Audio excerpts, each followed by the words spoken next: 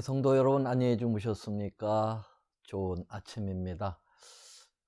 이렇게 새벽 미명에 우리의 영혼을 깨워서 하나님께 우리의 마음을 드리고 또 기도하면서 이 하루를 또 일주일을 시작하게 되는 것, 얼마나 큰 특권인지 모르겠습니다. 오늘 성전에 나오신 여러분, 그리고 또 각 가정에서 방송을 통해서 함께 하시는 여러분 모두에게 하나님의 축복이 함께 하시기를 간절히 바랍니다. 자, 오늘 오랜만에 저는 이 새벽 기도의 말씀을 열겠습니다.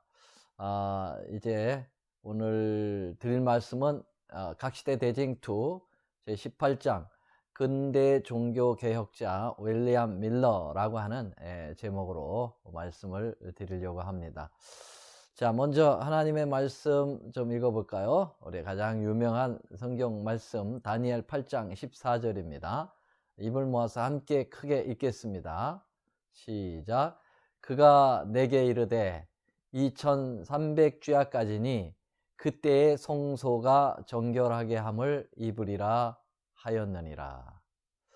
여러분, 우리는 지난 시간까지 그 17장 각시대 대쟁투 제17장에 여명을 알리는 사자라는 제목으로 재림 기별을 증거한 하나님의 종, 즉 기별자들에 대해서 쭉 살펴보았습니다. 잠깐 복습을 하고 오늘 또 공과를 또 함께 공부하도록 하겠습니다.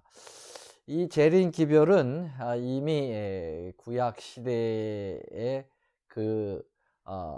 부터 기별이 증거되었다고 말씀을 드렸습니다. 아담의 7대 손인 이제 에녹을 시작을 해서 노아, 그리고 욥, 또 시편 기자들, 또 이사야, 또 하박국, 요엘, 말라기 이런 선지자들을 통해서 이제 재림기별이 증거되었습니다. 놀라운 일이죠. 정말 재림까지는 한참 남은 기간 동안이지만은 이분들의 그 선견적 그러한 예언적 안목으로 이미 재림 기별을 증거했다는 것은 놀라운 일입니다. 그 이제 신약 시대에 본격적으로 우리 재림 기별이 증거되는데 제일 먼저는 우리 예수님께서 정말 엄청난 양의 재림의 약속을 해 주시고 재림에 대한 것을 강조해 주셨지 않습니까? 자, 그 다음에 이제 바울 서신에서 바울이 여러 책에서 이 재림의 기별을 증거했습니다. 특별히 여러분 그 바울 서신 중에는 데살로니가 전후서가 재림 기별을 아주 집약적으로 증거한 그러한 서신 중에 하나이죠.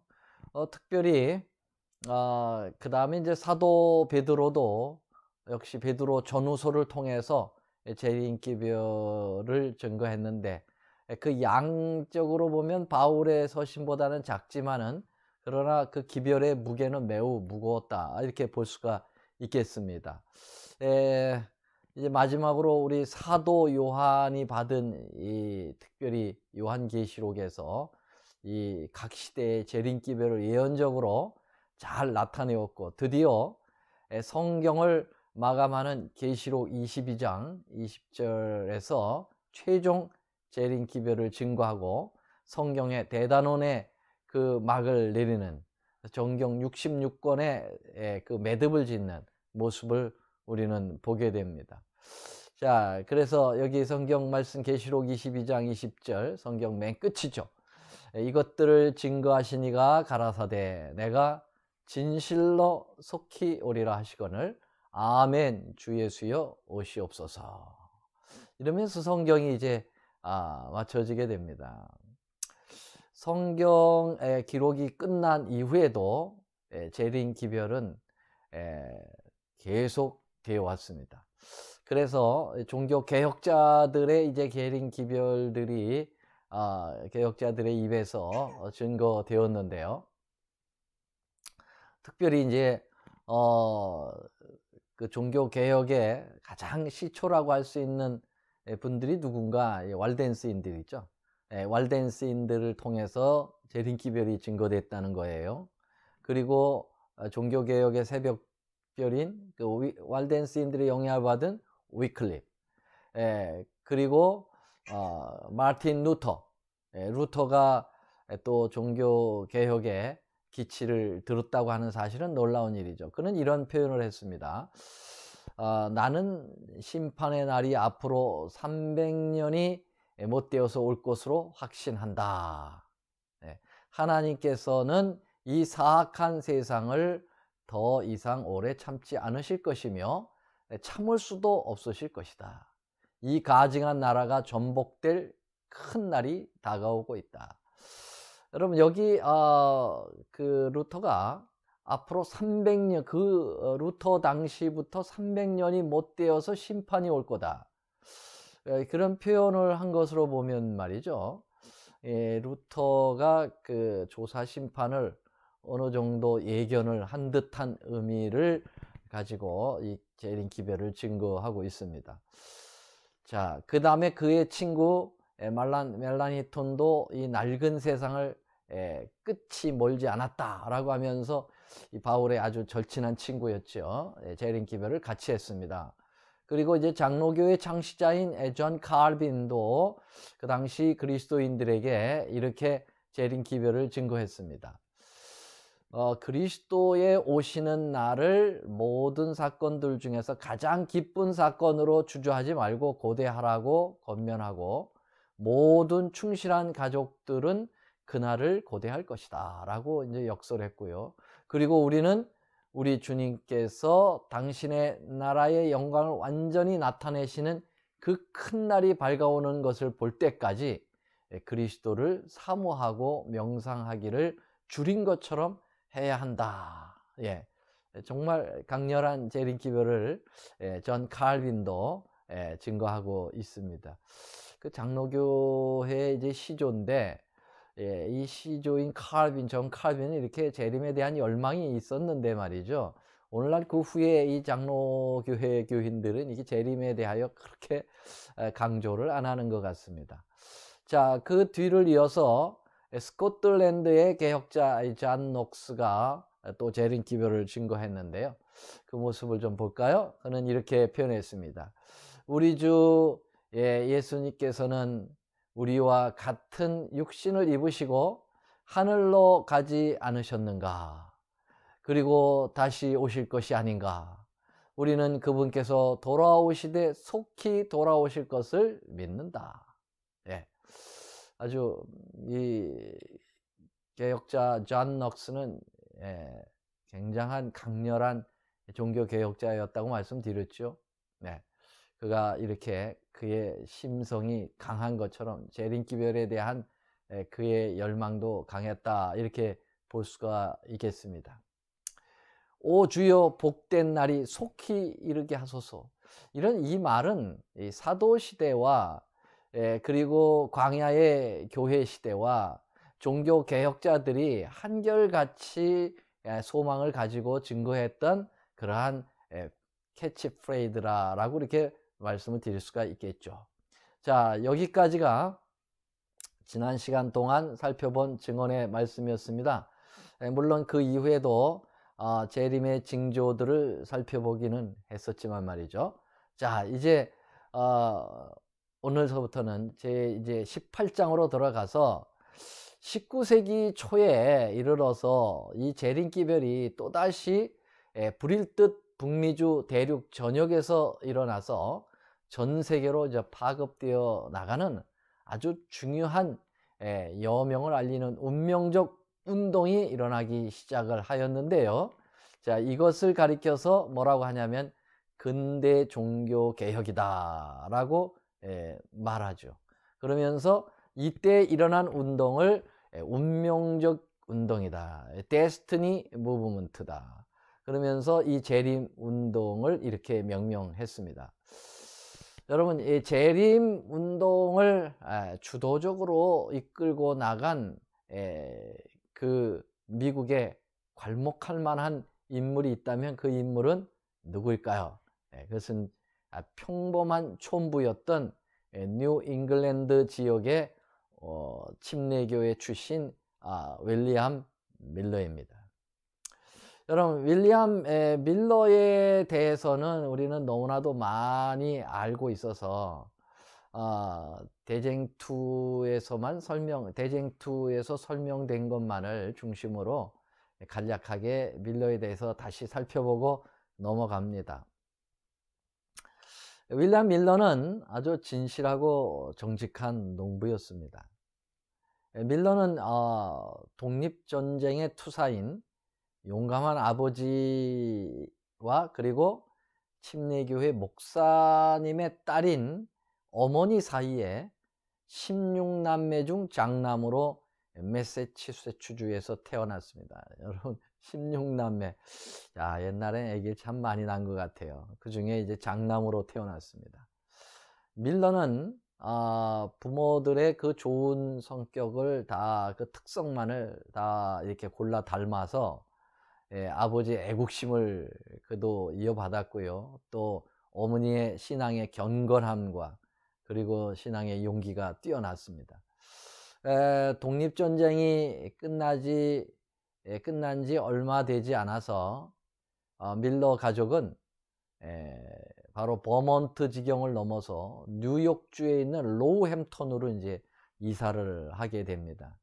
밀러는 충분한 교육을 받지는 못했을지라도 어려서부터 읽는 것과 공부하는 것을 참 좋아했다고 합니다. 그는 보이는 책이라면 모조리 다 읽어 제쳤습니다. 그 시골 학교에 신통치 못한 공부는 그의 어머니의 신실한 도움으로 이제 보충이 될 수 있었다고 합니다. 밀러는 건강도, 육체적 건강도 아주 탁월해서 어린 시절부터 그는 아주 강인한 그 체력을 가지고 또 비범한 지력을 동시에 가졌다는 증거를 나타내었는데요. 그는 비록 교등교육을 받을 수 있는 혜택은 누리지 못했지만 배우기 좋아하는 그 마음과 주의 깊이 사색하는 그 습관과 빈틈없는 그 비판력 등이 바로 그로 하여금 건전한 아주 판단력과 풍부한 이해력을 갖춘 인물이 되게 하였다는 것입니다. 그는 비난할 여지가 없는 아주 탁월한 도덕적 품성을 소유하고 있었고 일반적으로도 굉장히 청렴하고 검소한 생활을 했고요. 관대한 그러한 인물로 존경을 받았습니다. 밀러는 또 굉장히 부지런했다고 그래요. 그래서 일을 열심히 한 결과로 일찍부터 상당한 부를 소유하게 되었다. 그래도 그럴지라도 그는 무엇이든 연구하는 습관을 계속 가지고 있었다는 것이죠. 밀러는 정치와 군사적인 면에서도 상당한 수완을 갖추고 있었기 때문에 그에게 이제 명예와 재산을 얻을 길이 더 넓게 열려 있었다, 그렇게 평가하고 있습니다. 밀러는 이제 이웃집 처녀였지만은 밀러가 올바른 삶을 영위하도록 친구이면서 연인인 그 루시 스미스라고 하는 여인과 이제 결혼을 하게 되죠. 그의 아내 루시는 젊은 남편이 연구하고 참된 그 생활 습관을 갖도록 격려하면서 정말 신앙의 참 반려자의 역할을 아주 잘했다고 합니다. 밀러의 특별히 어머니는 굉장히 경건한 신앙인으로서 그 아버지가 이제 목사님이었으니까요. 어린 시절부터 이 밀러에게 신앙적, 종교적 감화를 많이 줄 수가 있었다라고 이야기하고 있습니다. 그러나 이제 루터의 청년기 시절은 매우 그 암울한 시절로 들어갑니다. 왜 그러냐면은 그가 교제했던 동네의 많은 청년들, 그 도시의 청년들과 이제 교제를 하게 됐는데 그 친구들이 다 무신론자들이었고요. 자연신론자들이었습니다. 회의론자도 많았고요. 그래서 그들과 계속 어울리면서 성경을 도외시하도록 만들었지요. 자연신론이라든가 이 니즘이라고 하는 그러한 신앙, 그러한 종교 가치관들은 성경을 무시하게 만드는 것들이거든요. 그래서 루터가 성경을 멀리하게 됩니다. 참 안타까운 일이었죠. 그래서 그는 늘 불만족한 그런 상태로 젊은 날을 지내왔다고 합니다. 이와 같은 상태로 약 20년이라는 세월을 무의미하게 그는 보내게 되었고요. 그러나 밀러가 또 새로운 그의 이제 가치관의 전환기를 맞이하고 인생의 전환기를 맞이했던 한 사건이 일어났습니다. 그것은 1812년 영미전쟁에서 그가 미 육군 대위로 복무하게 되었고, 그 전쟁을 마친 후에 다시 로우햄턴으로 돌아왔는데요. 그는 이 전쟁에서 수많은 사람들이 피 흘려 죽어가는 모습을 바로 옆에서 보고 자기도 죽음의 고비를 여러 번 넘기면서 인간이 허무하다. 인간이 저렇게 아무 의미 없이 죽어가는구나. 상당히 그 인간에 대한 궁경을 느끼기 시작했고 마음이 아주 공허해졌습니다. 그래서 이런 밀러에게 신앙에 신실한 그 어머니가 접근을 했고요. 그리고 이제 교회 출석을 강력히 종용하고 요구함으로써 이제 밀러가 교회를 출석하기 시작을 합니다. 처음에는 뭐 그냥 어머니의 요청에 의해서 무성의하게 그냥 교회를 시계추처럼 왔다 갔다 했습니다마는, 그러던 중 어느 날 갑자기 성령께서 그가 죄인이라는 것을 강하게 촉구해 주셨습니다. 그가 나이 34세 때 설교자가 갑자기 어디로 가는 바람에 이사야 53장에 대한 낭독문을 좀 읽어달라라고 하는 부탁을 받고 그것을 읽다가 그는 이런 큰 감동을 받게 됩니다. 이 밀러가 그때 그 마음에 받은 그 감동을 대쟁투에서는 아주 자세히 묘사하고 있는데요. 그 말씀을 한번 좀 읽어보겠습니다. 여기 보면은 319쪽에 갑자기 한 구주의 품성이 내 마음에 생생한 감명을 주었다. 우리의 죄를 속하고 우리가 받을 죄의 형벌에서 우리를 구원할 인자하고 동정이 많은 구주께서 계실 것처럼 자기는 생각이 되었다 그랬습니다. 난 즉시 그분이 얼마나 다정한 분이실까 하고 생각해 보았다. 그러나 그때 나에게는 그러한 분이 계시다는 것을 어떻게 증명할 수 있을까 하는 의문도 또 생겼어요. 나는 성경을 제외하고는 그러한 구주께서 계시다는 것과 내세에 대하여 증명할 수 있는 길이 없다는 것을 깊이 깨달았어요. 그래서 성경에 대한 이제 그가 관심을 갖기 시작을 하게 되는데요.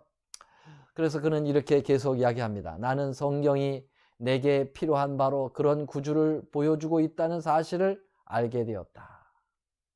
나는 타락한 세계의 요구를 이처럼 완전하게 채워주는 원칙들을 제시하는 책이 영감을 받지 않은 책이라고 생각할 수 없었다. 나는 성경이 하나님께로부터 온 계시라는 것을 시인할 수밖에 없었다. 성경은 내게 즐거움이 되었고 나는 예수님 안에서 한 친구를 발견하였다. 네. 밀러는 성경을 자기의 친구라고 생각을 했다는 것입니다. 그러면서 그는 이렇게 얘기합니다. 구주께서는 나에게 있어서 만 사람의 뛰어난 분이 되셨고, 전에는 암흑과 모순 투성이었던 성경이 이제는 내 발의 등이요 내 길의 빛이 되었다. 나의 마음은 안정되고 만족해졌다. 나는 여호와 하나님께서 인생이라는 대양에서 반석이 되신다는 것을 발견하였다. 이제 성경은 내게 중요한 연구 대상이 되었다. 밀러가 이러한 성경에 대한 그 감동은, 깊은 관심은 그의 회심과 함께 동시에 이루어졌습니다. 그래서 그는 굉장히 큰 만족의 기쁨을 가지고 성경을 탐구하기 시작을 했고요. 그가 그리하여 내가 전에 들은 것은 그 절반도 못 된다는 것을 성경을 읽으면서 깨달았습니다.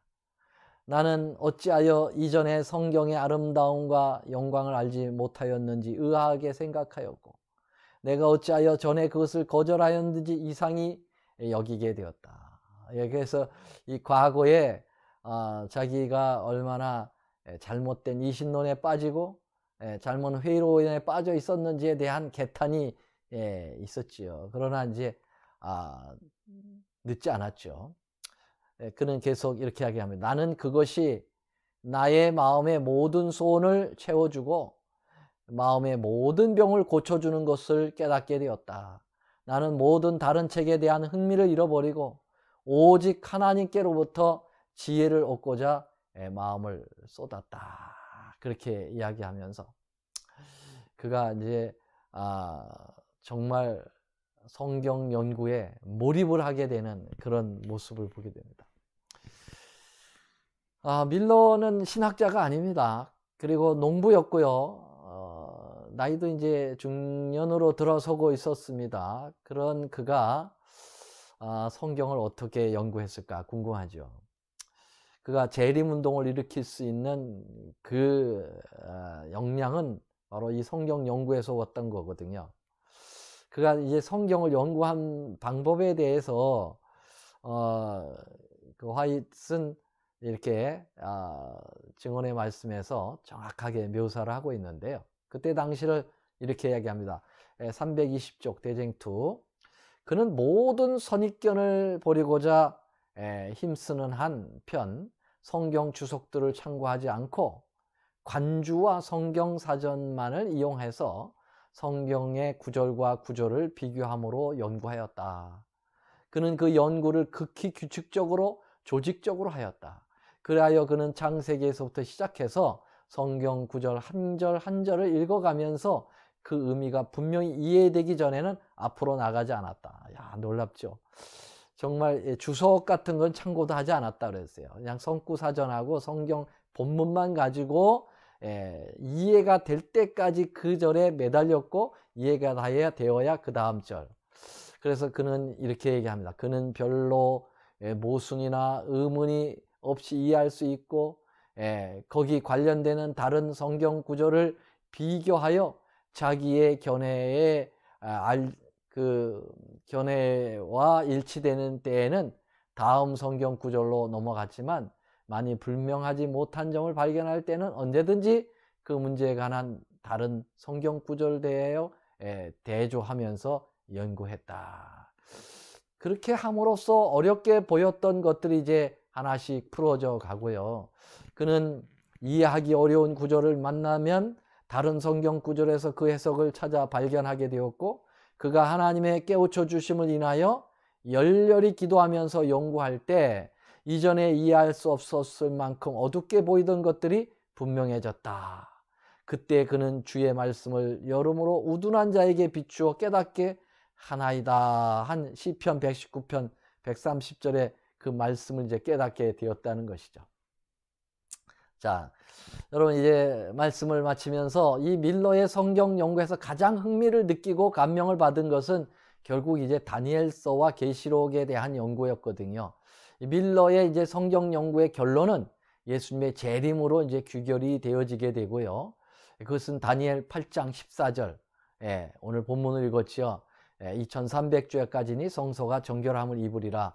여기에 이제 필이 꽂혔습니다. 그래서 밀러가 이 2300주야를 여기서 이제 해석을 하면서 해결을 보고 재림운동을 일으키게 되었는데요. 우리는 이제 다음 시간에 밀러가 깨달았던 다니엘 8장 14절에 대하여 우리가 잠시 또 살펴보고 넘어가도록 하겠습니다. 우리도 밀러처럼 평신도이고 정말 신학을 공부하지 않은 사람들이라 할지라도 말씀만 가지고 매달려 정말 재림을 기다렸던 밀러와 같은 삶을 우리가 살아야 되겠다 생각하면서 오늘 말씀을 마치겠습니다. 감사합니다.